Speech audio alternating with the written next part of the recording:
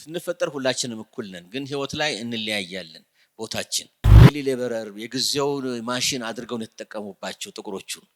በዛ ሁኔታ ነው አሜሪካ የለማችሁ ለማለት ነው። ነገራችን ላይ ሀገሮች የሚጠፉት መቼ መሰላችሁ? ሀገርን መውደድ ሲጠፋ። አድዋ ልክ መጥቶ አድዋን ስናሸንፍ ትልቅ ይሄ ብርሃን የሆነው ለነሱ።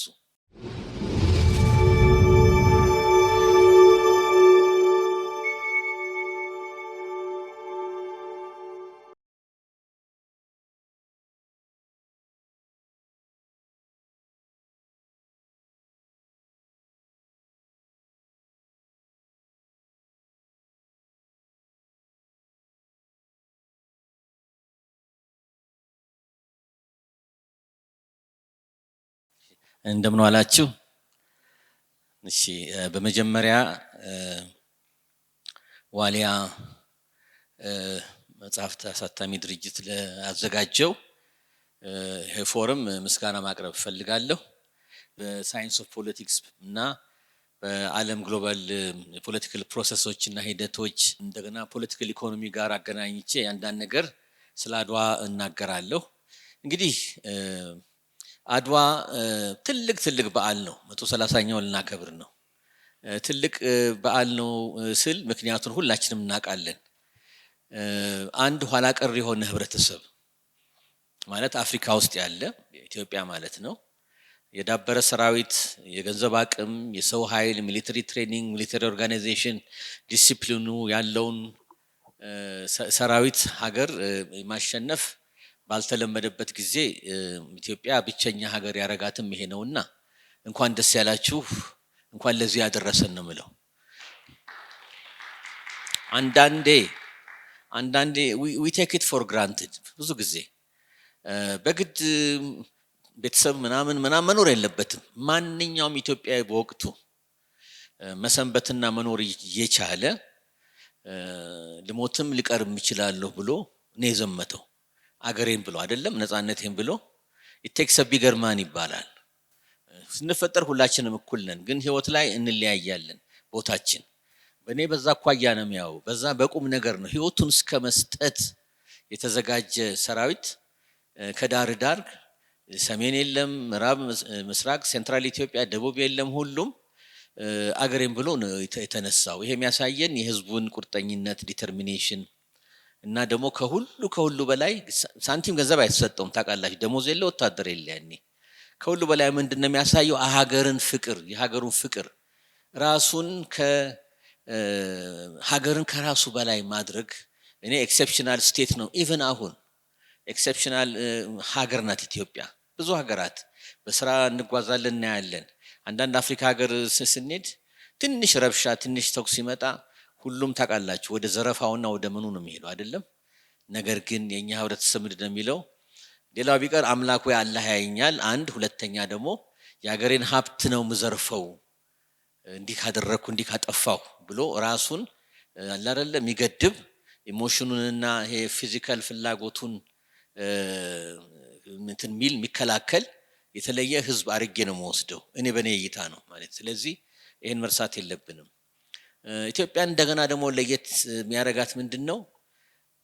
መልታይ ኤትኒክ የሆነች ሀገር ናት። ካንትሪ፣ ሶሳይቲ፣ ስቴት ናት።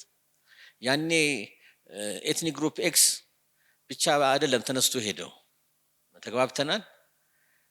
ያኔ ትልቁ ወይ ትላልቆቹ ኤትኒክ ግሩፕ ተነስቶ አይደለም ሄደው፣ ወይ ትናንሾቹ አይደለም የቀሩት ወይ ሄዱት። ሁሉም ነው እንትን ያለው አይደለም የሄደው። ዲስፓይት ኮንትራዲክሽንስ፣ ዲስፓይት ዲፍረንስስ፣ ዲስፓይት ሂካፕስ ሂር ኤንድ ዴር የመሳሰለውን እሱን ሁሉ አልፈው ወይ አዳርም ይሁን አስተላልፈውት፣ ነገር ግን ሁሉ ነገር ሀገር ሲቆይ ነውና መዋየትም መከራከርም መሟገትም የሚቻለው ሀገርን አስቀድሞ ያን በማድረጋቸው እኔ ሁል ጊዜ አደንቃለሁ። ኢትዮጵያም ኩራት ይሰማኛል። ለዚህ ነው ሆዳችን በሀገራችን ላይ ሰፊ ነው፣ ጠባብ አይደለም። ይሄ ኢሞሽናል እና ፐርሰናል ኤጓችንን አናስቀድምም፣ ኢትዮጵያን ነው የምናስቀድመው። እንግዲህ ይሄ ነው እንግዲህ የዚህም ፎረም አንዱ ጥረት። እናንተ ከፊት የወጣቶች ያለው ይህንን አዲሱ ትውልድ እንዲረከብ አዲሱ ትውልድ ደሙ ውስጥ ይዞት እንዲሻገር እናንተም በዚህ ደረጃ አትቆዩምና ስታድጉ እድሜያችሁ ሲጨምር ለልጆቻችሁ እያስተላለፋችሁ የምትሸጋገሩበት ሁኔታ ነውና እኔ በዚህ አኳያ ነው የማየው።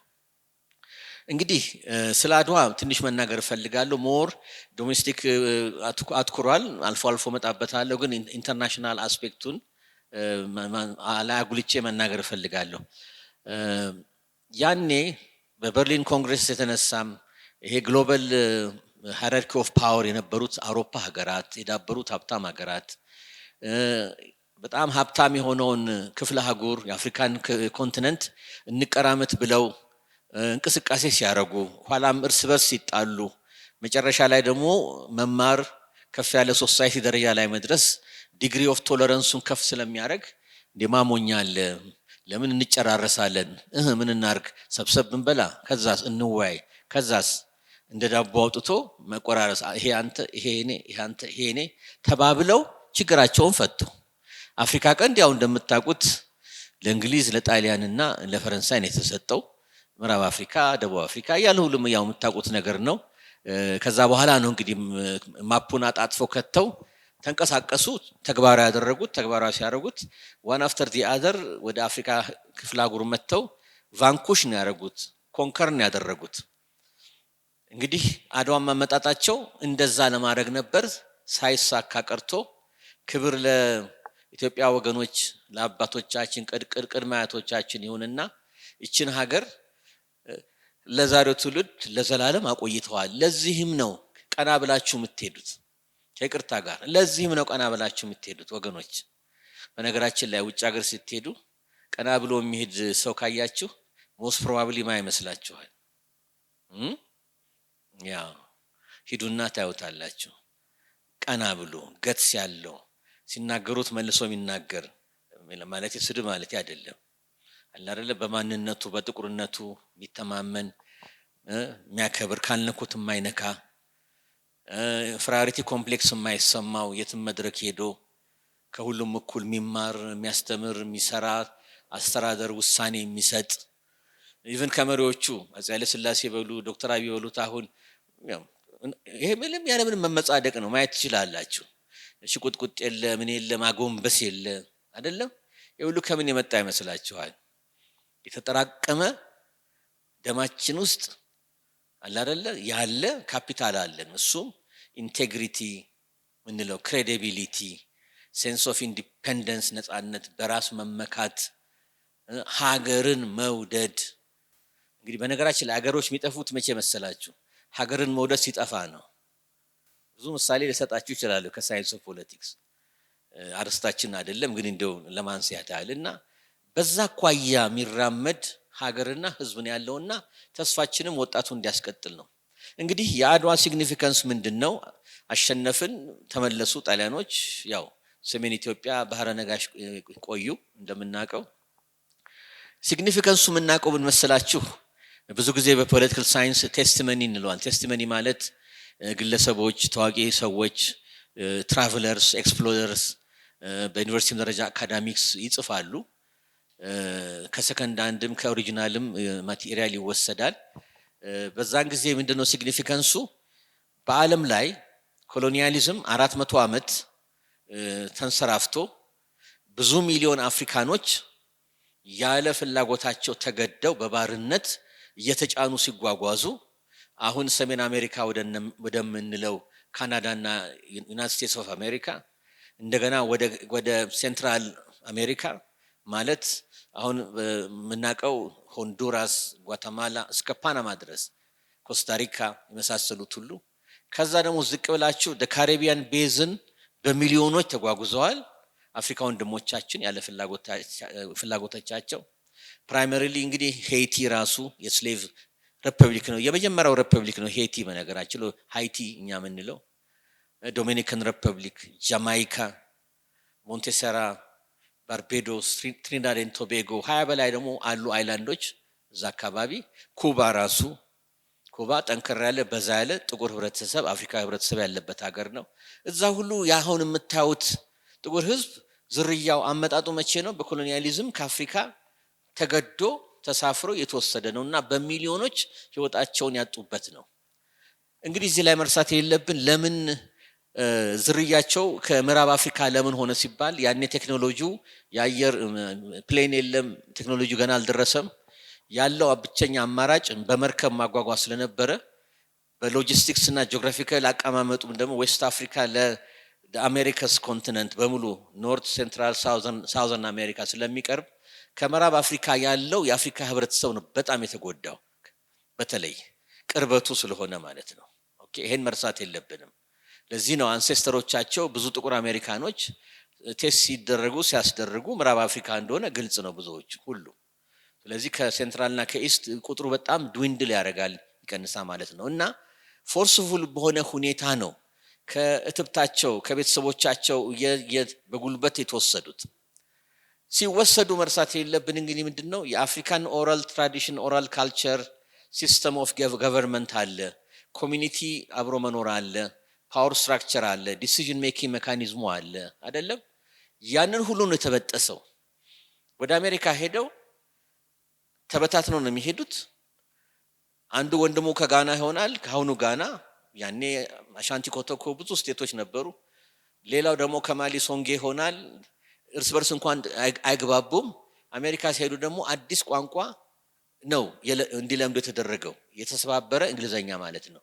ስለዚህ ታሪካቸውን፣ ቋንቋቸውን፣ ሁሉ ነገራቸውን ነው እንዲተዉ የተገደዱት። በዚህ አይነት ሁኔታ ነው ወንድሞቻችን የተወሰዱት። አንድ በኢኮኖሚ አስፔክት ስናይ አሜሪካ ሆኖ እንዴት ደረሰ ብለን ያነሳን እንደሆነ በማጉልበትና በማትከሻ ይመስላችኋል? ምናውቀው ነው አይደለም። አካሄዳቸው ለምንድን ነው ሄዱት?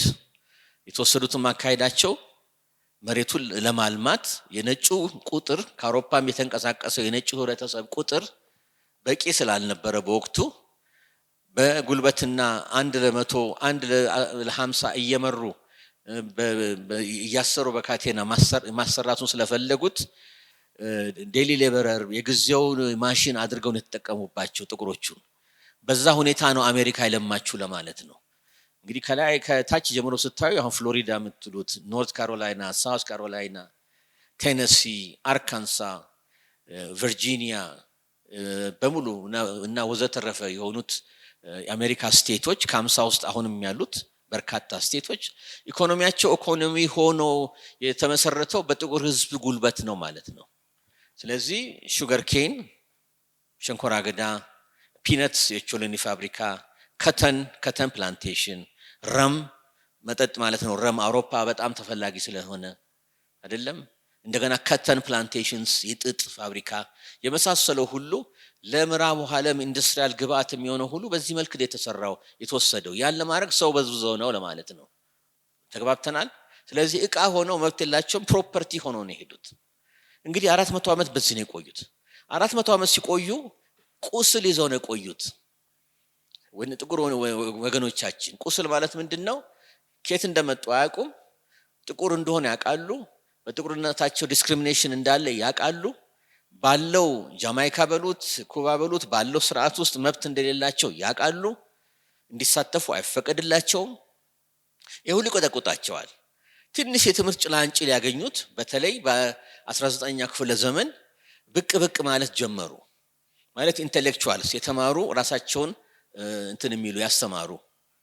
ተግባብተናል። በዚህ አይነት ሁኔታ ላይ ነው እንግዲህ አድዋ የመጣው ለማለት ነው። አድዋ ልክ መጥቶ አድዋን ስናሸንፍ ትልቅ ይሄ ብርሃን የሆነው ለነሱ ብርሃኑ ምንድነው? ተስፋን የሆነው እኛም ዋንዴ ከዚህ ሰንሰለት ተበጥሶ ነፃነታችን እናስከብራለን፣ ወደ ሀገራችንም እንመለሳለን የሚል ብርቱ ጥኑ ምኞትና ፍላጎት ነበራቸው። እዚህ ላይ እንግዲህ የአድዋን ሲግኒፊካንስ ለማወቅ ስንፈልግ አድዋ ላይ ጣሊያን አውሮፓ ስትሸነፍ የአውሮፓ ሀገር ስትሸነፍ በቃ በጊዜው እንደ ኒውክሊየር ቦምብ ነበር የፈነዳው። ዝናው ለጥቁር ህዝብ ተስፋ ለደሞ ለሚገዛው ለነጩ ህብረተሰብ ደግሞ ምንድን ነበር? ደግሞ ድንጋጤን የፈጠረው ድንጋጤ። ስለዚህ እንደ ትምህርትም አድርገው መውሰድ ፈልገው ነበር በጊዜው። ማለት ሌሎችን ኮሎኒዎች መቅጣት ማለት ነው። እንደ ኢትዮጵያ ቀና ብለው እንዳይንሰራሩ መቅጣት ነበር የተያዘው። መቅጣት ማለት በደንብ ማጥበቅ ነው ሰንሰለቱን። ምክንያቱም ተስፋ የሚሰጥ ነገር ወደ ሌላ ነገር ስለሚመራ ማለት ነው። እንግዲህ በዚህ አይነት ሁኔታ ነው። ለምሳሌ ሁለት ሰዎች ብቻ አንስቼ ዝም እላለሁ። ማን ነው ወደ ሌላው ነጥብ ሄዳለሁ። እሱም አንዱ ከካሪቢያን አንዱ ከአሜሪካ ነው ማነሳው። ከካሪቢያን ፌመስ የሆነው አይደል ማርከስ ጋርቬ የሚባለው ጃማይካዊ ነው አይደለም? እናውቃለን አይደል ማን እንደሆነ።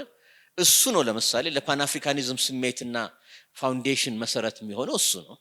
ከአሜሪካ ደግሞ ደብሊው.ኢ. ዱቦይ የሚባለው ፍሪድ ስሌቭ የሚባል ነው። ነፃ የወጣ ከባርነት የሚባል ስሌቭ ነው። እሱ ከማሳቹሴትስ እና ቦስተን አካባቢ ነው። የመጀመሪያው ጥቁር አሜሪካዊ ነፃ የሆነ ከባርነት ፒኤችዲ ደረጃ እስከ ሃርቫርድ ሶሲዮሎጂ እና ፖለቲካል ሶሲዮሎጂ የተማረ ሰው ነው። ማርከስ ጋርቬ ጃማይካ ያደገ በባርነት የኖረ ሰው ነው። ነጋዴና አካዳሚክ የነበረ ሰው ነው። ሁለቱን ለምንድን ነው የምናነሳው? ራሳቸው በተለይ ማርከስ ጋርቬ አድዋን እንደ ራሊንግ ፖይንት እንደ ማገር ተጠቅሞ አድዋን ይኸው ተመልከቱ we can do it ማሸነፍ መመለስ እንችላለን፣ ከባርነት መውጣት እንችላለን በሚል መንፈስ ማነቃቂያ አድርጎ የተጠቀመው ማንን ነው? ባትል ኦፍ አድዋን ነው። ተግባብተናል። እንደውም ምን ደረጃ ደረሰ? መጽሐፎቹን ብታዩ ምን ደረጃ ደረሰ? ነጭ አምላክ የለም፣ ሰማዩ ዶቃ አይን የሆነ ዶቃ ታውቃላችሁ አይደል? ሰማያዊ የሆነ የለም። እንደውም የኢትዮጵያ አምላክ ብሎ ነው የሚጽፈው። the god of Ethiopia ብሎ ነው መጽሐፍ የጀመረው።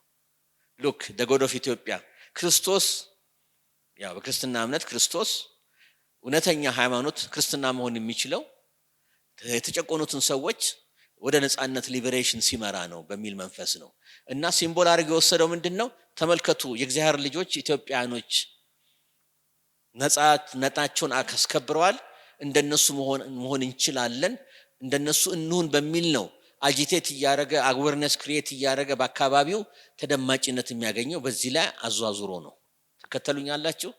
በተለይ ጃማይካ አንድ ይሄ በፖለቲካውና በሲምቦሊዝሙ። በኢኮኖሚው ደግሞ ያሰብን እንደሆነ ማርከስ ጋርቬ የነበረው እዚህ ተተብትበን እየኖርን ነው፣ መዋቅሩ ጠንካራ ነው፣ ባንዴ ሊፈርስ አይችልም። ታዲያ ምን እናርግ? ባክ ቱ አፍሪካ ማለት ወደ እናት ሀገራችን፣ ወደ እናት ክፍለ ሀገራችን ወደ አፍሪካ እንመለስ የሚል ንቅናቄ ነው የጀመረው። ስለዚህ ምን እናርግ? እንዘጋጅ። ልክ እንደ ኢትዮጵያ ነፃ ሀገር ሆነ እንድንኖር ማለቱ ነው። እንዘጋጅ፣ ገንዘብ ማጠራቀም፣ ዝግጅት፣ ትምህርት፣ እርስ በርስ መማማር፣ ስሞል ሾፕስ እና ስሞል ስኬል ኢንዱስትሪ በጊዜ የነበረውን መፍጠር፣ እርስ በርስ መረዳዳት፣ የኮሎኒያል ስርዓቱን የሆነውን ኢኮኖሚ አለመግዛት እቃዎቻቸውን። ይሄ ኋላ እንግዲህ በጋንዲ ህንድ ሀገር ለነፃነታቸው ህንዶች ሲታገሉ አይተናል አይደለም? እንደምታስታውሱት የኮሎኒያል ሶርስ ኦፍ ኢንካም እና ኢንዱስትሪ እና ኢንተርፕራይዝ የሆኑትን ቦይኮት እናድርግ፣ ትራዲሽናል ልብስ እንልበስ፣ ለነሱ ፕሮፊት ክምችት መሳሪያ እንሁን፣ አንግዛ የሚለውን ነገር ቀደም ሲል ነው የተጀመረው። እና በዚህ መልክ ማርከስ ጋርቬ ይዘጋጅ ነበር። ባንክ ማቋቋም፣ ሎካል ፋይናንሲንግ፣ እርስ በርስ ጥቁሩ ተበዳድሮ የሚያድግበትን ሁኔታ። ለምን አፍሪካ ስንመለስ ቴክኖሎጂ ይዘን መመለስ አለብን፣ ገንዘብ ይዘን መመለስ አለብን፣ ማቴሪያሎች፣ ትራክተር ያኔ ብዙ የለም፣ ግን ፕሪሚቲቭ የሆኑ የእርሻ መሳሪያዎችን ይዘን መመለስ አለብን በሚል መንፈስ ነበር። ነገር ግን ሞት ቀደመው። ምክንያቱም በ52 በ54 ዓመቱ ነው የሞተው። ስትሮክ ነው የመታው። በቃ ብዙ ሪከቨር አላደረግም፣ ሞተ ማርከስ ጋርቬ። ኦኬ። ከዛ በኋላ ደግሞ ስናይ ዱቦይን ወሰድ እንደሆነ ሞር ኢንቴሌክቹዋል ነው። እሱም ኢንቴሌክቹዋል ላይ የተመሰረተ አድዋ የመሰለ ነፃነት፣ ኢኮኖሚክ ነፃነት። ይሄ ፖለቲካል እንግዲህ አድዋ ባትል ኦፍ አድዋ እንድምታው ምንድነው? ፖለቲካል አላረ በደም ተዋግተን አሸንፈን ነው አይደል ነፃነት ያስከበር ነው። ይሄ ደግሞ ምንድነው? ፖለቲክስ ፕላስ ኢኮኖሚክስ ነው። ኢኮኖሚውንም እንደዛ ማሸነፍ አለብን፣ ከኮሎኒያሊዝም ኢኮኖሚክ ስርዓት በጥሰን መውጣት አለብን የሚለው መንፈስ ላይ ተራምዶ እሳቢ አድርጎ ሲጽፍ ምን ሲልም የነበረው ምንድነው? ውስጥ ካፒታሊስት ስርዓት ውስጥ ነው ያለነው፣ የአሜሪካን ካፒታሊስት ስርዓት ማለት ነው።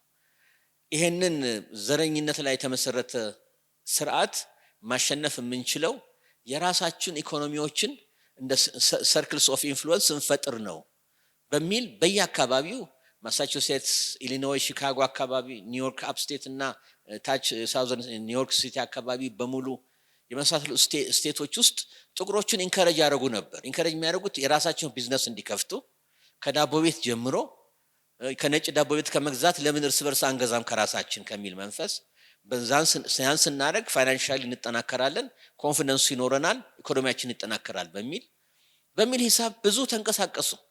በነገራችን ላይ እዚህ ላይ እስካሁን አሜሪካ ድረስ ወደ ድዋይ እመለሳለሁ ሳሰሙት አትቀሩም። ኔሽን ኦፍ ኢስላም ብል መቼም ማን ነው የሚያውቅ ታውቃላችሁ አይደለም? እጃችሁን አውጡ ብል መቼም ዩኒቨርሲቲ አይደለም ግን ይሄ ፓብሊክ ፎረም ነው። ኔሽን ኦፍ ኢስላም የሚባል አለ። ለምሳሌ ሉዊ ፈራካን የሚባል ሰው አለ። አሁንም አለ፣ አልሞተም፣ አርጅቷል። አሁን እነሱ እንትናቸው እስልምና ሃይማኖት ላይ የተመሰረተ ሆኖ ኢኮኖሚክ ሎጂካቸው ግን ስትራቴጂ ምንድነው? ራስን መቻል ከሚል ከዚህ መንፈስ ላይ የተቀዳ የተወሰደ ነው። ነፃ መሆን የምንችለው ከራሳችንን እትብታችንን ካለው ካፒታሊስት ስርዓት ስንበጥስ እና አይላንድስ ኦፍ ሬዚስተንስ፣ ፖኬትስ ኦፍ ሪችነስ፣ ፖኬትስ ኦፍ የጥቁሮች ሀብት ስንፈጥር ነው የሚል ነውና አሜሪካን ሀገር እስካሁን ይታገሉበታል። ኔሽን ኦፍ ኢስላም አለ፣ ሌሎችም አሉ። ኦኬ። በነገራችን ላይ ማልኮም ኤክስም የኔሽን ኦፍ ኢስላም አባል ነበር እስከተለያየበት ጊዜ ድረስ። ከዛ ተጣላ፣ ሞተ። የራሱንም ቸርች አይባልም እስልምና ተከታይ ስለነበር የራሱን ሞስክ መጅሊስ አቋቁሞ ነበረ። መጨረሻ ላይ ያው በሰው እጅ ነው የጠፋው። ያው ብዙ ታሪክ አለው ለምን አሟሟቱ ሁኔታው ምናምኑ እና እንደዚህ አይነት ጥረቶች ሁልጊዜ ሬፈረንስ ምንድነው? ራስን መቻል፣ ራስን ማስከበር፣ ነፃነቱ ደግሞ ምን ተጨመረበት? ኢኮኖሚክ ነፃነት የሚለው ተስፋፋ ማለት ነው። እና የአድዋ ሲግኒፊካንስ ይሄን ያህል ነው። ሌላ ነጥብ ስናነሳ አድዋን በተመለከተ የማይረሳው ምንድነው? ተስፋ ነው የሆነው፣ ሆፕ ነው የሆነው፣ ቢከን ኦፍ ላይት ነው የሆነው። ይሄ ደግሞ የተንጸባረቀው ካልቸር ላይ ሁሉ ሳይቀር ነው። ሞር የሚታየው ካሪቢያን ካልቸሩ ላይ ነው። በኋላ እንደ 60s ላይ የራስታ ሙቭመንት ያው ራስ ተፈሪያን ሙቭመንት ራሱ በነ ባብ ማርሌ የተጀመረ እስካሁን ሰፊ ንቅናቄ ያለበት ባንዲራቸው እንኳን ሳይቀር አረንጓዴ ቢጫ ቀይ የሆነበት ምንድነው? ከምን ስሜት ጋር ነው? ከኢትዮጵያዊነት ስሜት፣ ከኢትዮጵያነት አንሸነፍም የኢትዮጵያ ነፃነት ጋር በተያያዘ ሁኔታ ነው። ሙዚቃ ላይም ሪፍሌክትድ የሆነ ነው። ሲዘፍን ሁሉ ጊዜ ጃ ነው የሚሉ፣ ጃ ማለት ጃንሆይ ማለት ነው። ሂዝ ማጀስቲ ማለት ነው በእንግሊዘኛ። እንደ አምላክ የማየቱ ሁኔታ አለ በእነሱ እይታ ማለት ነው በጊዜው። እንደውም አት ዋን ታይም 63 ጃማይካ ሲጎበኙ ድርቅ ነበረና ብዙ ዓመት ኢንክሬዲብል ነው የሚሉት። ርዕሰ ከተማው ኪንግስተን ሲወርዱ ገና ከፕሌን ሊወርዱ ሲሉ ዝናብ ዘነበ። ሞር ልክ ነው ወደ ማለት ደረሱ። እንዲህ አይነት ገጠመኞች አሉ። ይሄ ራሱ ምንድነው? ጥቁሮቹ ፍላጎት አላቸው። ፍላጎታቸው ሲያንጸባርቁ በጭብጥ ነው። ጭብጡ ምንድነው? ኢትዮጵያን ተመልከቱ ነው። እንደዚህ መብራት ተመልከቱ፣ ራሳችንን ማስከበር፣ ማሸነፍ፣ መኖር። ይሄ ማይሸነፍ የሚመስለውን የሱፒሪየር የሆነ ኢኮኖሚክ ፖለቲካል ሲስተም የፕሪዶሚናንትሊ የምዕራብ አውሮፓ የነጭ ሲስተም እና የአሜሪካ ሲስተም አሸንፈ መኖር እንችላለን የሚል ነውና አድዋም ስናስብ በዚህ ጋር የተያያዘ ነው ማለት ነው። ወደ አፍሪካ ስንመጣ አፍሪካ ኮንቲነንት እንደምታውቁት እስከ 1945 ብዙ ማጆሪቲው ኮሎኒ ነበሩ። በአምሳዎቹ ነው እንግዲህ ነፃነት ትግሉ ፍሬ ያፈራ። የፓን አፍሪካኒዝም ኮንግሬስ አለ፣ ብዙ ኮንግሬስ አለው። የማንቸስተሩ 1900 ጀምሮ እስከ 1945 6-7 ኮንግሬሶች ተደርገዋል። መጨረሻ ላይ የሱ ሶሊዳሪቲ የእንቅስቃሴው የፖለቲካል መደጋገፉ ውጤት ምንድነው የሆነው? ወጣት አፍሪካ መሪዎች መፍራታቸው እንደነ ኬኔት ካውንዳ፣ እንደነ ጆሞ ኬንያታ፣ እንደ ንክሩማ አይነት፣ እንደ ሴኩቱሪ አይነቶቹ፣ እነ ጁሊየስ ሞዋሊሙ ኔሬሬ አይነቶቹ የመሳሰሉት ሁሉ ብቅ ማለት የጀመሩት ከፓን አፍሪካኒዝም ሙቭመንትና ሲስተም ጋር በመያያዝ ነው። እነሱም ኢትዮጵያን ራሊ ፖይንት አድርገው ነው። በአምሳዎቹ ነፃነት እንግዲህ ሱዳን፣ በ58 ጊኒ፣ በ56 ጋና የመሳሰሉት ሀገራት ነፃነት መውጣት ሲጀምሩ ከዛ በ1960 በአንድ ዓመት ውስጥ በ12 ወር ውስጥ 17 ኮሎኒዎች ናቸው ነፃ ያወጡት። እያለ ደሬስት ኢዝ ሂስትሪ። የአፍሪካ ህብረት ተቋቋመ። አሁን የአፍሪካ ዩኒየን የሚባለው በዛን ወቅት የኢትዮጵያን ሚና አለመርሳት ነው። ለምን ርዕሰ ከተማው ዲፕሎማቲክ ሴንተሩ ቅድም ወንድሜ እንዳነሳው ለምን እዚህ ሆነ ብንል ለኢትዮጵያ ያለው ከበሬታ ሪስፔክትና ስታተስ ነው። ይሄን መርሳት የለብንም። ኢትዮጵያን ብለው ነው ኦፍ ኮርስ ካምፔን አፄ ኃይለ ሥላሴና መንግስታቸው አድርገዋል። ክቡር ከተማ ይፍሩና አክሊሉ ሀብተወልድ ጠቅላይ ሚኒስትር የነበሩት። ውጤቱ ደግሞ ምንድነው? አምነውበታል። እነሱ እንደ ታላቅ ሀገር እንደ ክቡር ሀገር ሪስፔክትፉል የሆነች ሀገር ለነጻነቷ ሞታ አጥንቷን ከስክሳ እንደቆየች ሀገር የዛ ውጤት ይኸው መዲና መሆን በክተና ማለት ነው። አሁን ስንል ይሄ ስሜት አሁንም ማነው ጨምሯል። ፓን አፍሪካኒዝሙ ስሜት ጨምሯል። ይህን ካልኩ በኋላ እንግዲህ ወደ ኔሽን ስቴት ብዙ መነጋገር እንችላለን። እንግዲህ ወደዛ ደረጃ ስንሸጋገር ነጻነቱን አልፎ ነጻ ከሆኑ በኋላ ስናይ ምንድነው የሆነው? በጊዜው በአፍሪካ ሀገራት የኮሎኒያሊዝሙ ራሱ አዲስ ቦርደር አመሰራረቱ ብዙ አርቲፊሻል ሀገራትን የመፈጠር ሁኔታ ላይ ደርሷል። የምታውቁት ነው። አንድ ህዝብ 3-4 ሀገር የሚኖርበት ሁኔታ ተፈጥሯል። ለምሳሌ እዚሁ አፋር 3 ሀገር፣ ያው ሶማሌዎች በሶማሌ አይን ካያችሁት 5 ሀገር ውስጥ ተበታትነን ያለ ነው የሚሉት። እኔ ፋክቱን መስጣችሁ ከብቷቸዋል። ኋላ ዲስከሽን ላይ ካስፈለገ እነጋገራለን። የፉላኒ ህዝብን ስናይ 7-8-9 ሀገር ውስጥ አሉ። ምዕራብ አፍሪካ ሳህል ውስጥ አሉ። ኦኬ እያለ ይቀጥላል ማለት ነው። ኦኬ ይሄንን እንይዘዋለን። አሁን ወደ ኔሽን እና ኔሽን ስቴት ስንል ነጻነት ካገኙ በኋላ ብዙዎቹ አፍሪካ ሀገራት ኦሪጂናል ኪንግደሞች ላይ አልተመሰረቱም። ብዙዎቹ ለምሳሌ ቡጋንዳ ኪንግደም አለ ኡጋንዳ፣ እሱ ላይ አልተመሰረቱም። እነ ሚልተን ኦቦቴ ነጻነት ካገኙ በኋላ ፕራይም ሚኒስትር የመጀመሪያው ሲሆኑ አትሊስት 2-3 ቦታ ቶሮ ቡጋንዳ ምን ብለው እዛ አካባቢ ሎካል ኮሚኒቲ አላ በሆነ ሁኔታ ንጉሳዊ ቤተሰቦቻቸውን ላይ ተመሰረተ አቋቁመው ነበረ። በጊዜው ኋላ ጠፍቷል። እንዲህ ሙከራዎች እናያለን። ዚምባብዌን ስንሄድ ያኔ ሮዴዥያ የሚባለው ሙጋቤም ነጻነት ከ1980 ዚምባብዌ ነጻነት ካገኘች በኋላ የተወሰኑ ኮሚኒቲዎቹን የራሳቸውን ሰልፍ ሩል ሰጥቶ ማስቀመጥ ሁኔታ አለ። ኦኬ ይሄንን መርሳት የለብንም ማለት ነው። ተግባብተናል። ይሄ ነገር በአፍሪካ ብቻ ነው በሌላ ስንል ልናነሳ እንችላለን። አሁን እንግሊዝ ሀገር ስንሄድ ይገርማቸዋል። ዩናይትድ ኪንግደም ኦፍ ግሬት ብሪትን ኤንድ ኖርዘርን አየርላንድ ነው የሚባለው። አሁን ዩኬ ስንሄድ 4 ህዝብ ነው ያለው። መልታይ ኔሽን ስቴት ነው ዩናይትድ ኪንግደም። ነገር ግን እንደ ህንድ ሊንጓ ላይ የተመሰረተ ፌዴራሊዝም አይደለም። እንደ ኢትዮጵያ ኤትኒሲቲ ላይ የተመሰረተ ፌዴራሊዝም አይደለም። እነሱ የመረጡት ዩኒተሪ ነው፣ አህዳዊ መንግስት በአማርኛ ምንለው ነው። ነገር ግን አህዳዊ መንግስት ሆኖ እያንዳንዱ 4ቱም ይገርማቸዋል በጣም ኤክስትሪም የሆነ አውቶኖመስ እና ዲሴንትራላይዜሽን እንግሊዝ ሀገር አለ። ለምሳሌ መጀመሪያ ኢንግላንድ ነበረ። ኢንግላንድ ተዋጉ፣ ዌልስን አሸነፉ። ኢንግላንድ እና ዌልስ አንድ ሆኑ። እሱን ነው ግሬት ብሪትን የምንለው። መጀመሪያ ግሬት ብሪትን ተቋቋመ። ከዛ ደግሞ አፍተር ነምበር ኦፍ ሴንቸሪስ ምን ሆነ? ስኮትላንድ ኪንግደም ነበር፣ ራሱን የቻለ ሀገር ነው። ስኮትላንድ እና ኢንግላንድ እንግሊሾች ተዋጉ፣ ስኮትላንድን አስገበሩ። ያኔ ደ ዩናይትድ ኪንግደም መባል ጀመሩ። የተዋህዱት ኪንግደሞች ማለት ነው፣ ግን ስቲል ዩኒተሪ ነበሩ።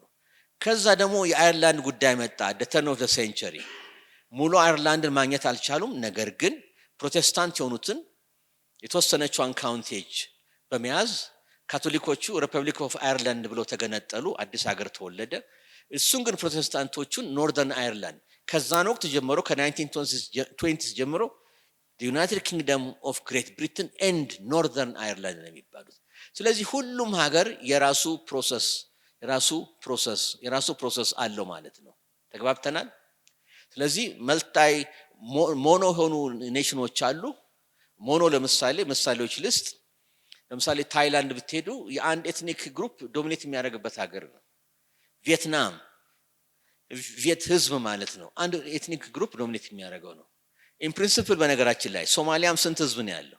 አንድ ነው፣ ግን 42 ገደማ ክላን አላቸው። ያው ብዙ ችግሮች አሉ ታውቃላችሁ፣ መርሳት የለብናል። ስለዚህ ብዙ ሀገራት አሉ። ሌላ ደግሞ ሪቨርስ አድርጌ ምሳሌ ልስጣችሁ። ለምሳሌ አንድ ህዝብ በአንድ ሀገር ብቻ አይኖርም። ለምሳሌ የጀርመንን ህዝብ እንውሰደው። ስለዚህ ጀርመን ኔሽን ስንል በአንድ ጂኦግራፊካል ኮንፋይንድ ቴሪቶሪ ኮንፋይንድ የሆነ አይደለም። የጀርመን ህዝብ ምሳሌ ፕሪዶሚናንትሊ 1871 ጀርመኒ ስትቋቋም አብዛሃኑ በዶችላንድ ወይ በጀርመን ተዋህደ። ነገር ግን ኦስትሪያ የምትባለው ራሷ ጀርመን ናቸው። እስካሁን ነፃ ሀገር ሆኖ አለች። ግን ህዝቡ ካራክተሩ ካንምኑ ምናምኑ አንድ ነው፣ ጀርመኖች ናቸው። እንደገና ደግሞ ስዊስ አራት መልታ ኤትኒክ ስቴት ነው ስዊስ ኔሽን የምንለው። ፈረንሳዮች አሉ፣ ጣሊያኖች አሉ፣ ጀርመኖች አሉ። አራተኛ ደግሞ ሮማኖቭ የሚባሉ ትንሽ በጣም ህዝብ አለ። ጀርመኒክ ስዊሶቹ ወደ ጀርመን አልተቀላቀሉ። እንደገና የጀርመን ህዝብ ደግሞ ቼክ፣ ድሮ ቼኮስሎቫኪያ የሚባለው ቼክ ውስጥ ሰሜኑ ፓርት የጀርመን ኤትኒክ ማይኖሪቲ ግሩፕ አለ። እነሱ ስቲል አልተዋህዱም።